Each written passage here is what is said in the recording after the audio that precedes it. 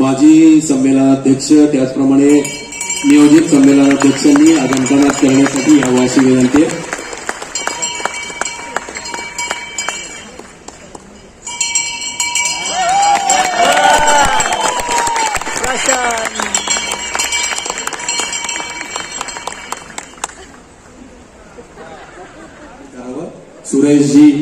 सुरेश खरे सरांचं स्वागत आपण करावं. जोरदार टाळ्यांनी खरे सरांचं या ठिकाणी मनपूर्वक स्वागत.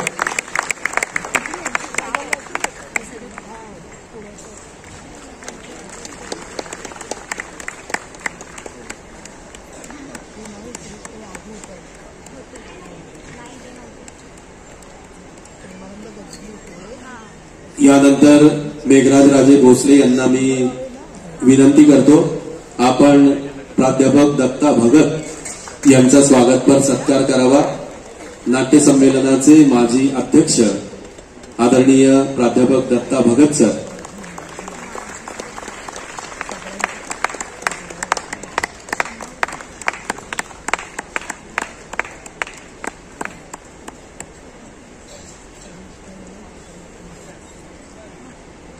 मेघराज राजे भोसले यांना मी विनंती करतो. यानंतर नाट्य संमेलनाचे माजी अध्यक्ष प्रेमानंद गजबी सर यांचं आपण स्वागत करावं. 99व्या नाट्य संमेलनाचे अध्यक्ष उद्या ते सूत्र सुपूर्द करणार आहेत. प्रेमानंद गजबी सर.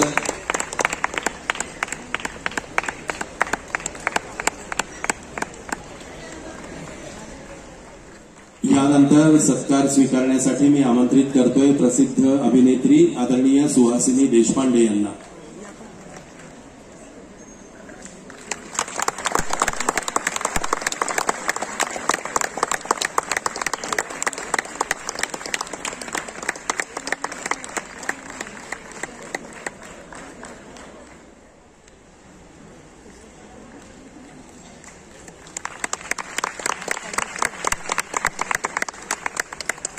नाट्य परिषदेचे विश्वस्त अशोक हंडे यांचं स्वागत यानंतर मेघराज राजे भोसले यांनी करावं अशी विनंती.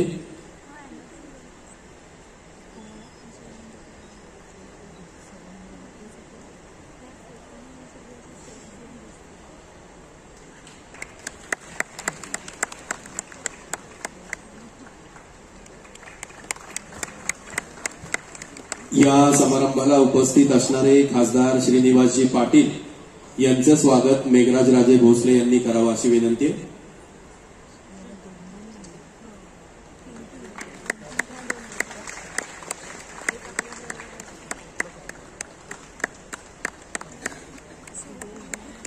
या नाट्य परिषदेच्या आणि एकूणच सर्व कलावंतांच्या प्रत्येक उपक्रमाच्या मागे अतिशय मनापासून उभे असतात सूर्यदत्ता ग्रुप ऑफ इन्स्टिट्यूटचे डॉक्टर संजय चोरडिया.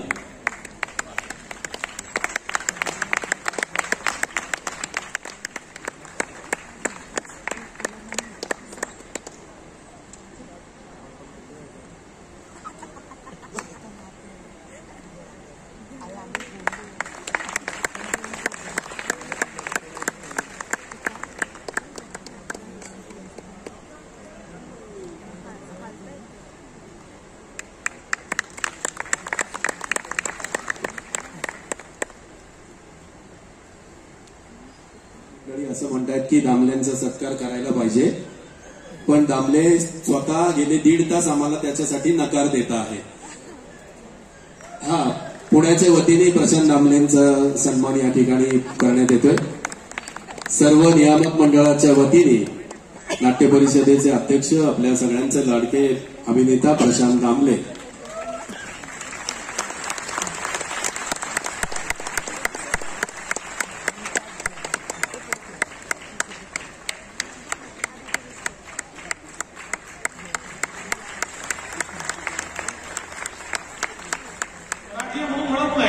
पण तुम्ही तुलनात्मक कोणालाही विचारलं तर तो असं म्हणेल की सर्वोत्तम रंगभूमी आजही आमची मराठी रंगभूमी. आणि मग जर आम्ही सर्वोत्तम असू तर जो सर्वोत्तम असेल ही त्याचीच जबाबदारी असणार आहे की आपल्याला हे टिकवावंही लागेल, हे जगवावंही लागेल. आणि शेवटी प्रत्येक युगाची वेगवेगळी मूल्य असतात. ती मूल्य ओळखावी लागतात आणि त्या मूल्यानुरूप आपल्याला अशा प्रकारचं परिवर्तनही करावं लागतं. पण ते करत असताना आपली शाश्वत मूल्य काय आहे याचा देखील विचार आपल्याला करावा लागतो.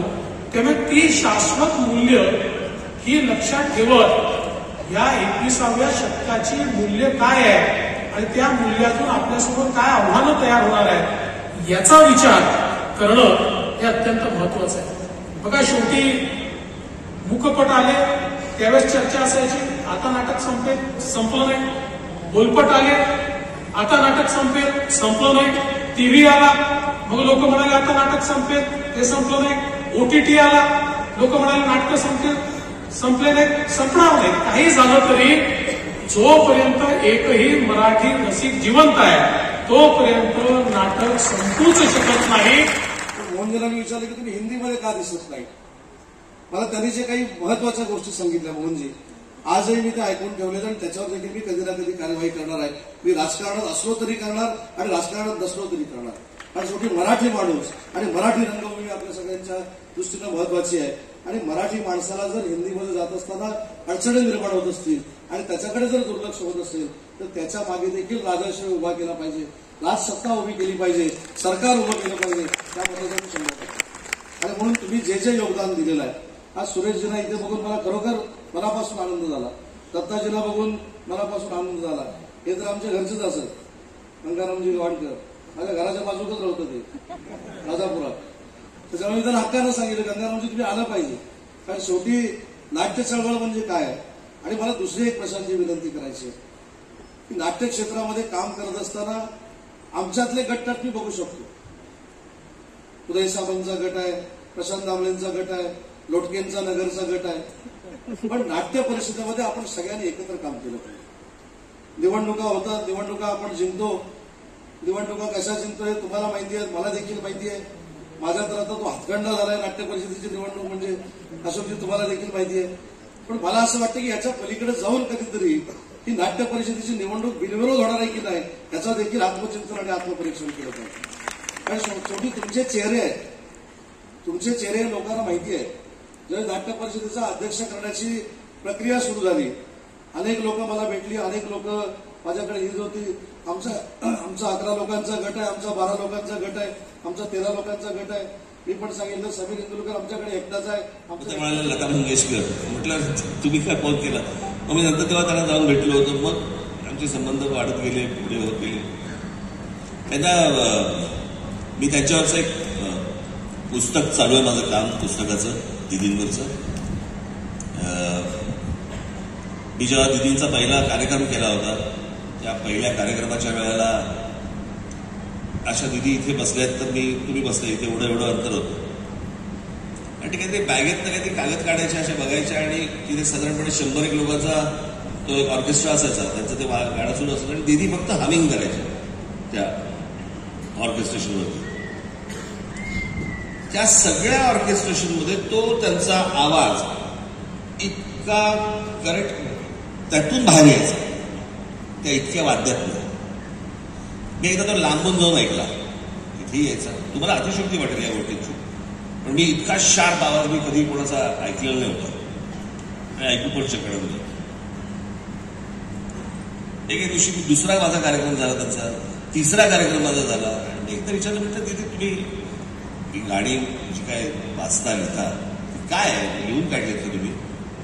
मला बोलले म्हणे राज काय आहे, पूर्वीच्या काळामध्ये माझ्या जे कवी असायचे ते उर्दूत लिहायचे. काही कवी होते त्यांचं अक्षरच लागायचं नाही, करू जाणं. आणि पाठीवरती मला काढला, हात मारला. आणि त्याच्यामुळे अनेक प्रसंग काही खास घेत. नाटकाचं एक मध्यमवर्गीय अशा क्लासची एक कनेक्शन आहे. खरं तर मध्यमवर्गीय माणसाने नाटक जपलं, वाढवलं आणि ते 180 वर्ष चालली मराठी रंगभूमी. त्या मध्यमवर्गीय माणसाची आज प्लेसमेंट काय आहे नेमकी? मध्यमवर्गीय मराठी माणूस म्हणजे ज्याला नाटकाने सिंचन केलं, ज्याने नाटकाला परत दिलं, हे जे सर्कल चालू राहिलं ते आता मध्यमवर्गीय कुठले याला पोहोचले आता देशात. मी मध्यंतरी एक पुण्यामध्ये बैठक बोलावली होती. एक बैठक नव्हतं, माझं व्याख्यान होतं. आणि त्या व्याख्यानामध्ये मला तो थोडासा काही कारणास्तव मला काही गोष्टीमुळे फॉलोअप राहिला माझा, परंतु मी त्याची एक बैठक घेतली. त्याच्यानंतर काही जणांनी परत भेटलो. पण काय थोडासा आपण इतिहास जर नीट पाहिला तर महाराष्ट्राचा किंवा देशाचा, तर मी 1995च्या अगोदरचा महाराष्ट्र आणि 1995 नंतरचा महाराष्ट्र उद्या जर समजा लिहायचा झाला तर तो तसाच लिहायला लागेल. कारण 1995च्या अगोदर म्हणजे साधारणपणे आपण बघूया 91-92ला जेव्हा डंकेल गॅट ज्यावेळेला करार आपण केला, साईन केला, त्याच्या आधी राजीव गांधी आले, त्यांनी ते कम्प्युटर आणि या सगळ्या गोष्टी आणल्या. पण 91-92 हे वर्ष, 91 खास करून हे 92 हे वर्ष खूप क्रुशियल होतं. ज्यावेळेला नरसिंहराव पंतप्रधान होते आणि त्यांचे फायनान्स मिनिस्टर हे मनमोहन सिंग होते.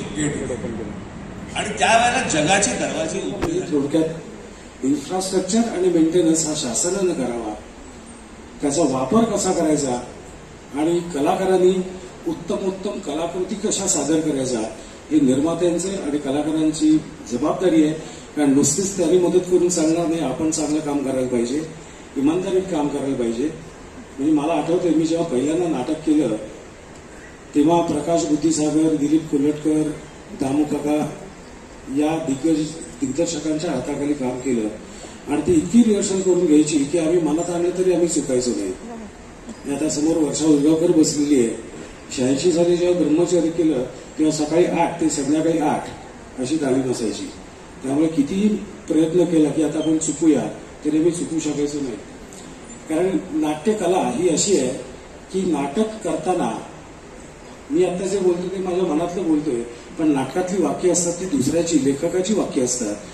ती वाक्य पचायला आपण स्वतःला वेळ द्यायला पाहिजे आणि ते पचण्यासाठी आपण ती रिहर्सल करायला पाहिजे. रिहर्सलमध्येच आपल्या को आर्टिस्टच्या एखाद्या वाक्यावर त्याचा रिॲक्शन कशी येते ते आपल्याला कळतं. त्यामुळे प्रत्यक्ष प्रयोगात जर वाक्य चुकला तर त्याचा चेहरा बदलतो. निर्मिती माझ्याबरोबर सहभागी म्हणजे श्रेष्ठ अभिनेते आहेत हे आपल्याला सगळ्यांना मान्य आहे. त्यामुळे प्रत्येक ठिकाणी तो चेहरा घेऊन जाणं, ते शब्द वापरणं, ती वाक्यरचना करणं आणि ते उत्स्फूर्तपणे हे फार अवघड आहे. त्यामुळे आम्ही मनापासून या सगळ्या मंडळींना सलाम करतो. आणि आपल्या सुदैवाने सगळेजण लक्षात घ्या, हे 5ही जण मुळात नाट्यरसिक आहेत. राजकारण म्हणजे उदयजी पहिल्यापासूनच म्हणतात की राजकारण आणि नाट्य परिषदेचा काही संबंध नाही, जे ते प्रत्यक्षात सुद्धा प्रूव्ह करतात. तर ही 5 जबरदस्त मंडळी आपल्या मागे उभी आहेत. त्यांनी दिलेला सपोर्ट, त्या सपोर्टचा आपण पुरेपूर योग्य पद्धतीने वापर करायला हवा. आणि मला खात्री आहे की तुम्ही माझ्यावर जी जबाबदारी टाकलेली ती निश्चितपणे अतिशय शिस्तबद्धपणे माझ्या या सर्व सहकाऱ्यांच्या मदतीने मी पार पडेन. आज तुम्ही सगळे इथे आलात, मला बोलायची संधी मिळाली. उदयजींचं मला आज काहीतरी वेगळं ऐकायला मिळेल अशी आशा आहे. आणि उद्यापासून आपलं नाट्य संमेलन सुरू होत आहे. आज विभागीय संमेलनाचं उद्घाटन झालेलं आहे, शुभारंभ झालेला आहे. आता पुढे आपले अजून 5-6 ठिकाणी विभागीय संमेलन आहे. आणि या 100व्या नाट्य संमेलन हे फक्त 2 दिवसाचं नाहीये, तर हे 5 महिन्याचं आहे. या संपूर्ण नाट्य संमेलनाचा समारोप जो होणार आहे तो रत्नागिरीला होणार आहे. तो मेच्या पहिल्या आठवड्यात होईल. आणि 22 ठिकाणी आपण नाट्य जागर करतो. म्हणजे 6 पद्धतीच्या स्पर्धा आहेत, वेगवेगळ्या स्पर्धा आहेत. म्हणजे नाट्य तुमची एकांकिका स्पर्धा आहे, बालनाट्य स्पर्धा आहे, संगीतपद नाटक स्पर्धा आहे, नाट्य वाचन आहे, एकपात्री, अशा 6 जे आपण मान्य करायला पाहिजे. कलाकारांनी 4 तास रिहर्सल पर डे हा उद्योग करून चालणार नाही. शासनाने आपल्याला कितीही मदत केली तर त्याचा योग्य उपयोग आपण करायला पाहिजे. तरच शासनाने दिलेल्या आपल्याला जो पाठबळ दिलेला आहे, इन्फ्रास्ट्रक्चर दिलेलं आहे, त्याचा आपण पुरेपूर वापर करू शकतो. रसिकांचा 3रा भाग आहे तो रसिकांचा. नाट्यरसिकांना माझी खूप नम्र विनंती आहे की त्यांनी त्यांच्या पुढच्या जनरेशनना म्हणजे मुलांना सुद्धा नाटकाला घेऊन येणं फार गरजेचं आहे. तर पुढची जनरेशन नाटक कसं बघायचं हे ठरवेल. त्यांना ही माहिती असायला पाहिजे की नाटक कसं बघायचं.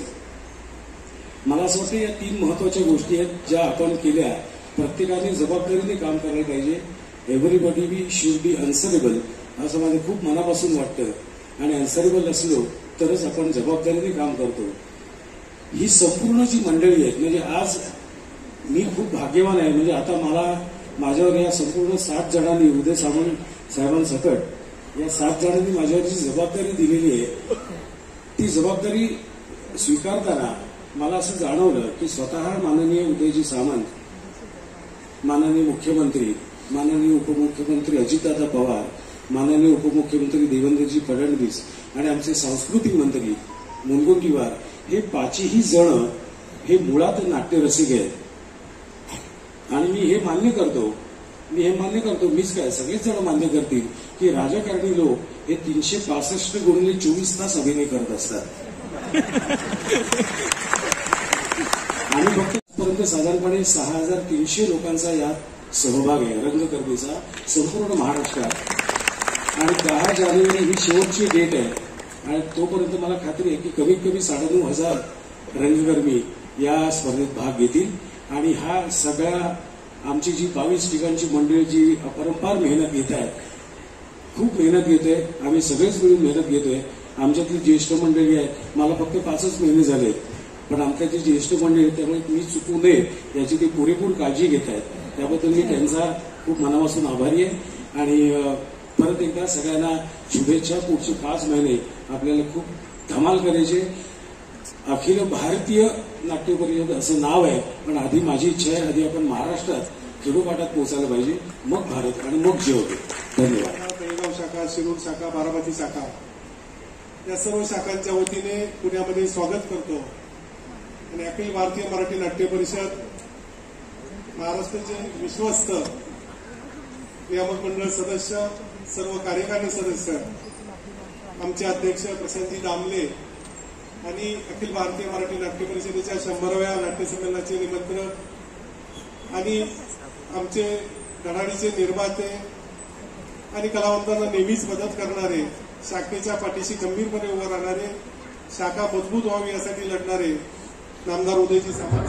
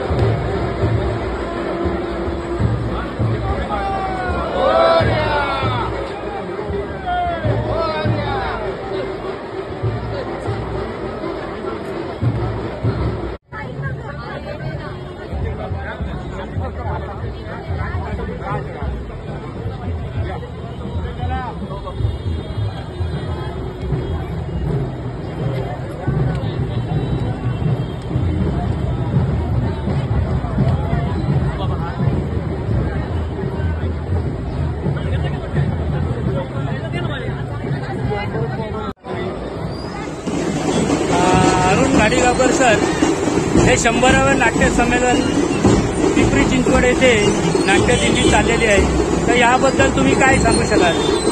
मनोगत काय व्यक्त कराल? हे खूप प्रलंबित असं नाट्य संमेलन आहे. 100वं नाट्य संमेलन हा ऐतिहासिक नाट्य संमेलन होतं आणि त्याची प्रतीक्षा रसिकांना नाट्यकर्मींना होती. हे खूप प्रलंबित असं नाट्य संमेलन आता होत आहे, याचाच खूप आनंद आहे. आणि यामध्ये सगळे रंगकर्मी महाराष्ट्रभरातून इथे आलेले आहेत या ऐतिहासिक सोहळ्याला साक्षी ठेवण्यासाठी सहभागी झालेले आहेत. धन्यवाद सर. हे 100वं नाट्य संमेलन आहे आणि पिंपरी चिंचवड येथे नाट्यदिंडी सुरू आहे. प्रशांत दामले यांच्या अध्यक्षाच्या कार्यकर्त्यामध्ये पहिल्यांदा जे 100व्या नाट्य संमेलन आहे आणि ते अगदी आनंदात त्याची नाट्यदिंडी चाललेली आहे. तुम्ही याबद्दल काय मनोगत व्यक्त कराल? अगदी बरोबर. 100 हा योग फार क्वचित जुळून येणार आणि हा योग यंदाच्या वर्षी जुळून आला आणि आमचा अध्यक्ष प्रसाद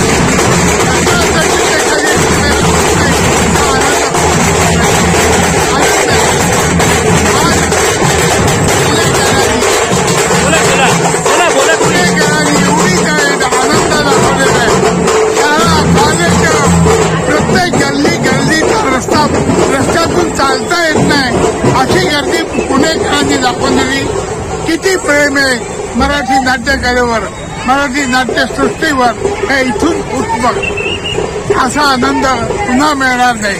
हा आम्ही मुंबईपासून आलो, मुद्दाम इथे आलो आणि आजचं संमेलन यशस्वी झालं. अगदी आत्ताच तुम्हाला सांगतो 100% यशस्वी झालेलं संमेलन प्रशांतच्या अध्यक्षतेखाली. हो सर, तुम्ही बाल कोल्हटकरांपासून वाहतोही दुर्वांची जोडीमध्ये काम करत होता, अनेक नाटकातून कामं केले, पण तुम्हीच हे रंगभूमीवर अजूनपर्यंत या लोकांनी अध्यक्षेसाठी म्हणा किंवा काय असं दखल घेतली असं तुम्हाला वाटते का? कुठेही दखल घेतलेली नाही. तुमचं नाव सांगा पूर्ण. माझं नाव विलास शंकर गुर्जर. अच्छा. आणि मी बालनाट्य म्हणजे बालनाट्य सुधा करमरकरांची ती मी जवळजवळ 1,500 सुद्धा त्यांची प्रयोग केली आणि त्याच्यानंतर व्यावसायिक नाटकांकडे वळलो आणि मला प्रचंड हात दिला मुंबई मराठी साहित्य संघ, बाळ कोल्हटकरांची दुर्वांची जुडी, ह्या ज्या संस्था होत्या. दुर्वांच्या जुडीतून मला बाहेर पडताच येईल आलं नाही. एक नाटक संपलं की दुसरं झालं का तिसरं, अशी बाळ कोल्हटकरांची जवळजवळ 8 ते 10 नाटकं मी केली आणि नोकरी करून केली. बाळ कोल्हटकरांनी आम्हाला सांभाळलं म्हणून आम्ही नोकरी करून नाट्यकलेचा हा वसा इतका पापा अगदी आनंदाने जपला, अजून जपणार आणि मरेपर्यंत मी नाट्यसृष्टीतच राहणार. अरे वा, छान छान छान. धन्यवाद सर, धन्यवाद. अगदी 100व्या नाट्य संमेलनाच्या दिंडीमध्ये आणि ही दिंडी पिंपरी चिंचवड येथून अगदी आनंदात धूमधडाक्यात चाललेली आहे. पहा, हे दृश्य पहा, हे पहा.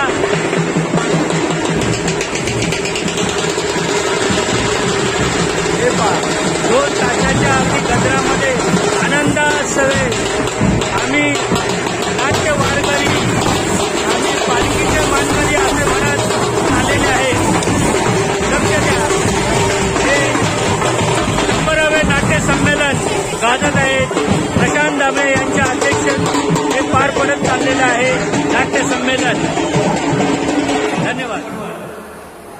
नाट्य समीक्षक मराठी रंगभूमीवरून आमचे जुने जाणते अरुणभाई गाडीगावकर त्यांच्याशी मी वार्तालाप घेत आहे की त्यांनी बरेचशी नाट्यसंमेलन आयोजनासाठी मदत केलेली आहे आणि आता ह्या 100व्या नाट्य संमेलनासाठी त्यांना काय वाटते, आज ते इथे उपस्थित आहेत. अरुणभाई, तुमचं मनोगत सांगा. एक जरा चुकीची दुरुस्ती करूया. हा, करू. की नाट्य संमेलनाचं आयोजन मी करत होतो. मी नाट्य परिषदेसाठी पत्रकारांचं समन्वयक म्हणून काम करतो. नाट्य संमेलनासाठी किंवा पत्रकारांना संमेलनस्थळी घेऊन जाणं, त्यांना आणणं किंवा त्यांची व्यवस्था पाहणं, या गोष्टींची जबाबदारी सगळी नाट्य परिषदेत माझ्याकडे दिली. रत्नागिरीच्या नाट्य संमेलनापासून ही जबाबदारी 10 वर्ष सांभाळली आणि त्यानंतर मी त्याचा राजीनामा. ते ठीक आहे, थोडंसं जरा चूकभूल घ्यावी माझ्या लक्षात आलं नाही. परंतु आता हे जे 100वं नाट्य संमेलन आहे, आधीची कमिटी ते जाऊ दे, आधीची संमेलनं जाऊ दे, पण हे 100वं नाट्य संमेलन इतकं उत्कृष्ट होतं आहे. आता सर्वांसमोर तुमचं काय मत आहे की या 100व्या नाट्य संमेलनासाठी तुम्ही अगदी सकाळी शोभायात्रापासून संपूर्ण पाय दुखतोय तरी तुम्ही एवढी 3-3.5 तास पायपीट केली आणि तरीही तुम्ही उत्साह आहे, तुमच्या चेहऱ्यावर आनंद आहे, आम्हाला नवळ वाटते. तर याबद्दल काय तुम्ही सांगाल की 100वं नाट्य संमेलन कसं आणि काय वाटते? असं आहे ना की कुठच्याही रंगकर्मीसाठी नाटक, रंगभूमी किंवा नाट्य संमेलन हे टॉनिक साधन असतं आणि इथं आल्यानंतर सगळ्या व्याधी, शारीरिक सगळ्या व्याधी त्या बाजूला पडतात आणि तो सर्वस्वी नाट्य संमेलन असतो, नाटक असतो, कुठचाही कार्यक्रम असतो, त्यामध्ये सहभागी. माझंही तसंच झालं. मला त्यामुळे काही विशेष जाणवलं नाही. बरं, प्रशांत दामले वगैरे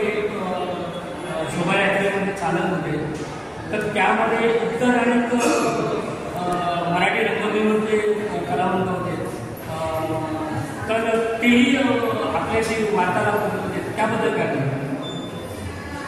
नाही, नाट्यदिंडी असतं की केवळ रंगकर्मीच नव्हे, त्या नाट्य असेल आणि ती स्थानिक जी जनता असते ती ह्या सर्व कलाकारांना प्रत्यक्ष पाहण्यासाठी उत्सुक असते.